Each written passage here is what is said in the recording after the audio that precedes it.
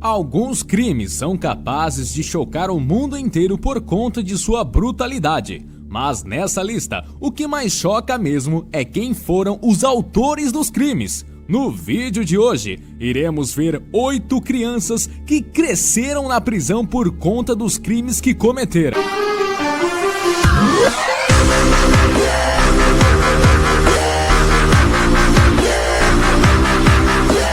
Eric Smith. No dia 2 de agosto de 1993, Eric Smith foi preso pelo assassinato, abuso sexual e mutilação de Derek Robbie, de 4 anos. Segundo relatos, Eric era um menino solitário que sofria por conta de provocações de outros garotos sobre suas salientes orelhas, óculos de lentes grossas, sardas e cabelo vermelho. Este então atraiu Robbie até um parque remoto, onde o estrangulou e bateu em sua cabeça diversas vezes com uma pedra. Ainda o despiu e o violentou usando um galho. A causa da morte foi trauma na cabeça e asfixia. Eric Smith teve sua condicional negada por 8 vezes desde 2002. A última ocorreu em abril de 2016 e ele pode recorrer novamente em 2 anos. Joshua Phillips. Em 3 de novembro de 1998, no bairro de Jacksonville, às 18h30, a mãe de Mad Clifton e Jess, quando entrou em casa, Jessie informou que sua irmã não estava com ela e não sabia de seu paradeiro. Sheila então ligou para a emergência relatando o desaparecimento da mais velha. Na mesma noite, a família e a vizinhança começaram a busca pela garota, inclusive o casal Steve e Missy Phillips e o filho deles, Joshua, de 14 anos de idade. Na manhã desse dia, a mãe de Joshua percebeu um cheiro forte vindo do quarto do filho. Assim, resolveu fazer uma faxina. Ao verificar embaixo da cama, viu um pé. Missy imediatamente correu para fora da casa e chamou os policiais. Do outro lado da rua, os Cliftons viram a polícia colocar a fita de cena do crime e pouco depois, os detetives vieram à sua porta. Josh foi levado para a delegacia, onde contou sua versão, onde ele e Maddie jogavam beisebol por volta das 17h15, quando acidentalmente acertou seu rosto com um taco, causando um grande ferimento.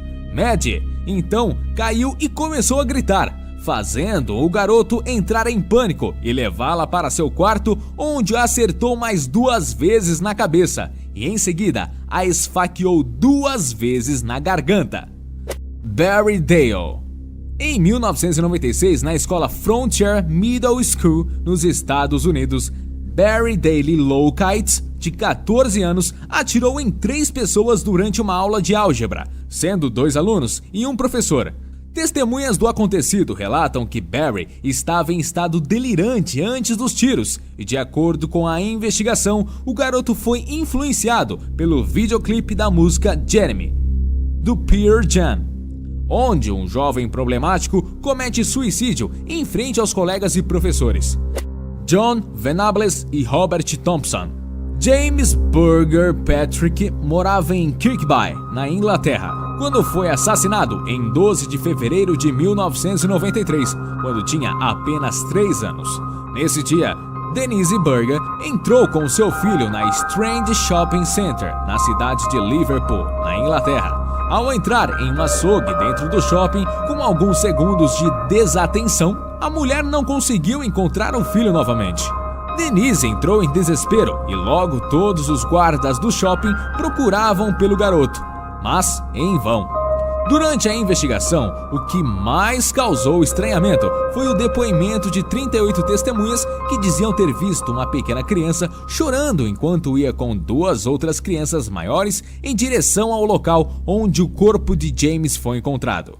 Para a polícia, as crianças eram um meio para se chegar no verdadeiro culpado, e em nenhum momento se achou que elas poderiam ter cometido assassinato. Ao analisar os vídeos do circuito interno do shopping, para a polícia as crianças eram um meio para se chegar no verdadeiro culpado, e em nenhum momento se achou que elas poderiam ter cometido o assassinato.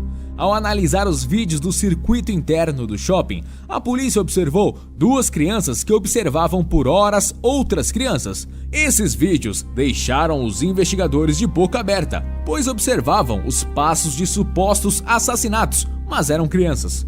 O corpo de James foi encontrado depois de 2 dias do desaparecido e estava partido ao meio em uma ferrovia a 4 quilômetros do shopping. Eles então o levaram para o cemitério Anfield, onde começaram a torturá-lo. O crime chocou todo mundo pela forma horrenda com a qual o pequeno James foi morto.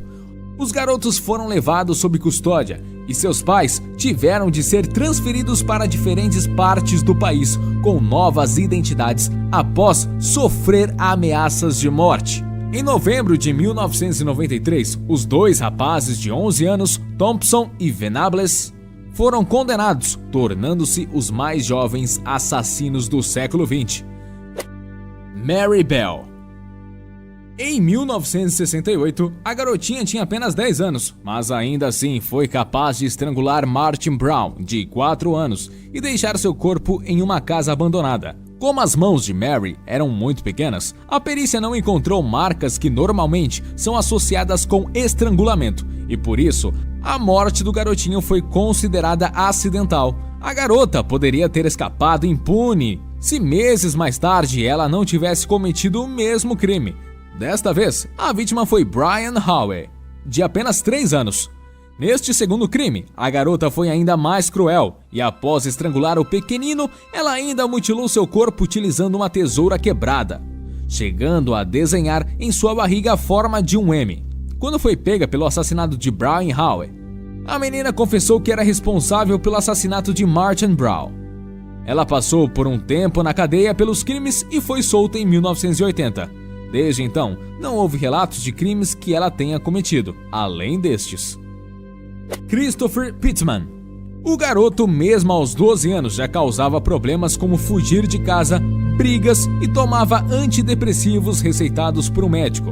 Por conta disso, seu pai resolveu mandá-lo para morar com seus avós paternos, mas isso foi o gatilho para os terríveis eventos seguintes. Apesar de nunca ter mostrado comportamentos que explicassem o que viria a seguir, após ser castigado pelos avós, Christopher pegou uma escopeta que estava guardada na casa e atirou neles enquanto estes dormiam. Após isso, o garoto ateou fogo na casa, pegou o cachorro, as armas, $33 e fugiu utilizando o carro dos avós. Quando foi encontrado, ele alegou que havia sido vítima de um sequestro, mas quando a história não foi aceita, ele admitiu o crime e ainda afirmou que os parentes haviam recebido o que mereciam. A defesa alegou que o garoto estava sofrendo efeitos colaterais do uso excessivo dos antidepressivos, mas o júri não aceitou o apelo, condenando o garoto em 2005 a 30 anos de prisão. Michael Hernandez. O garoto era considerado um aluno exemplar em sua escola, mas ainda assim, em seu aniversário de 14 anos, planejava outro evento muito diferente. Em seu diário, o garoto fez uma lista exata de tudo o que precisava para executar seu plano de matar 2 de seus amigos e sua irmã. Tudo começou quando Hernandes chamou os 2 amigos para o banheiro da escola com o propósito de lhes mostrar algo. Apenas um deles aceitou, Jamie Rodrigo Gouk, que também tinha 14 anos. Quando ele chegou, Hernandes o esfaqueou e escondeu seu corpo em uma das cabines. Quando tentava apagar as evidências, foi flagrado por um colega de classe que correu para alertar os seguranças da escola. Por ter feito um plano tão detalhado, Michael Hernandez foi condenado à prisão perpétua sem direito a condicional pelo assassinato de Jamie Gouk e um adicional de 30 anos pela tentativa de assassinato de outro amigo.